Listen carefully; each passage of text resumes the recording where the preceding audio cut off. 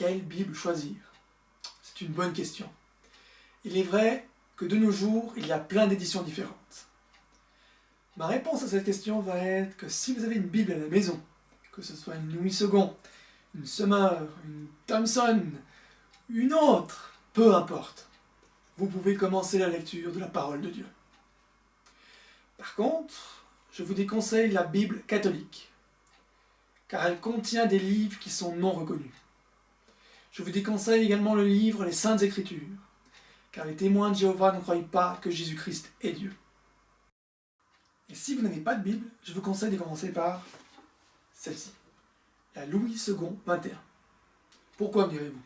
Eh bien de 1, je trouve que c'est une des plus faciles à comprendre, car elle utilise un langage courant. C'est certainement pour cela qu'ils ont rajouté cette ligne sur la couverture, l'original avec les mots d'aujourd'hui. De 2, son prix. Elle se vend 2,50 € ou 1,90 €. Chaque livre de cette Bible peut être téléchargé gratuitement en PDF sur le site Univers de la Bible. Je mettrai des liens sous la vidéo. Et de 3, c'est cette version que j'utilise sur cette chaîne YouTube. Vous pourrez suivre mot pour mot la lecture des versets. Ensuite, pour aller plus loin, dans 6 ou 12 mois, si vous avez toujours la foi et envie d'en apprendre plus, je peux vous conseiller la Louis II 21, Vie nouvelle. Celle-ci contient en plus des notes d'études. Mais ne vous pressez pas. Une simple Bible pour commencer suffit amplement. Avant la lecture, il faut savoir que la Bible se compose de 2 parties principales, l'Ancien Testament et le Nouveau Testament. Eux-mêmes composés de livres que l'on a ensuite découpés en chapitres et versets. Cela permet de retrouver facilement un texte précis. Voici un exemple. Jean est le nom du livre. 14 est le numéro du chapitre. Le point sert à séparer le chapitre du verset. Et le 6 est le numéro du verset. Et on lit cela de cette manière. Livre de Jean, chapitre 14, verset 6. Comment lire la Bible? En voilà une autre bonne question. Mais avant tout, je pense que commencer la lecture par une prière me semble une bonne idée.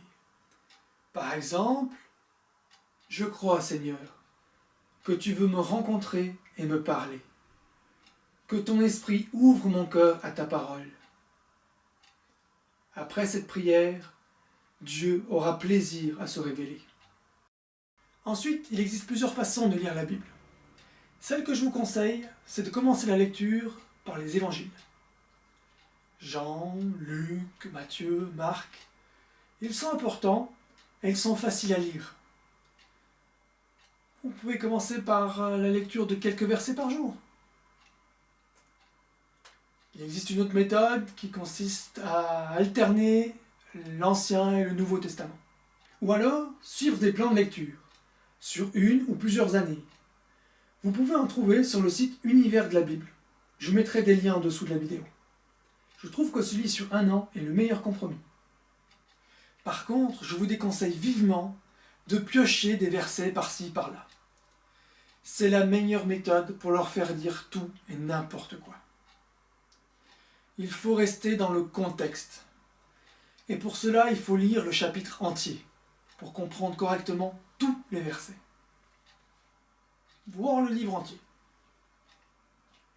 Mais s'il vous plaît, ne lisez pas des versets au hasard. Trop de gens le font et s'écartent du chemin à cause de ça. C'est bon? Vous êtes motivé? Vous avez commencé la lecture de la Bible? Super. Mais vous vous dites, lors de ma lecture, je ne comprends pas tout. Rassurez-vous, c'est normal. Ce que je peux vous conseiller, c'est de relire le passage. Et si vous ne le comprenez toujours pas, notez les versets sur un papier et continuez votre lecture. Quelques jours plus tard, revenez sur ces versets et peut-être que là, vous les comprendrez. Car vous vous rendrez vite compte que lire la Bible, ce n'est pas lire un livre quelconque. Cet ouvrage communique la parole de Dieu aux humains et demande à son lecteur quelques actes de foi. Vous devrez donc décider si vous voulez croire à son message ou non. Vous devrez décider si vous croyez que Dieu existe et est capable d'accomplir des miracles. Vous devrez décider si vous croyez que, sans Dieu, votre vie n'a pas de sens et que vous avez besoin de vous réconcilier avec lui. Vous devrez décider si vous croyez que Jésus était bien le Sauveur annoncé, celui grâce auquel vos fautes peuvent être pardonnées, et si vous voulez vivre comme un ou une de ses disciples. Vous devrez décider si vous croyez que Jésus est bien venu sur terre pour pardonner tous nos péchés, et qu'il est le chemin, la vérité et la vie, et pas simplement un chemin ou une vérité, mais bien le chemin, le seul, la vérité, la seule et unique, et qui peut vous amener la vie éternelle. Cette décision prise, vous devrez jour après jour décider si vous allez appliquer ce que vous comprenez de sa parole à votre vie. Une dernière chose, lorsque la Bible relate un fait, elle ne l'approuve pas forcément. Il faut donc se demander si on se trouve face à un texte qui énonce une vérité de foi, et laquelle, ou décrit simplement une situation. C'est comme ça que cette vidéo se termine. J'espère qu'elle vous aura aidé et motivé à devenir des disciples du Seigneur. Gardez la foi et à tout bientôt dans une autre vidéo. Soyez bénis.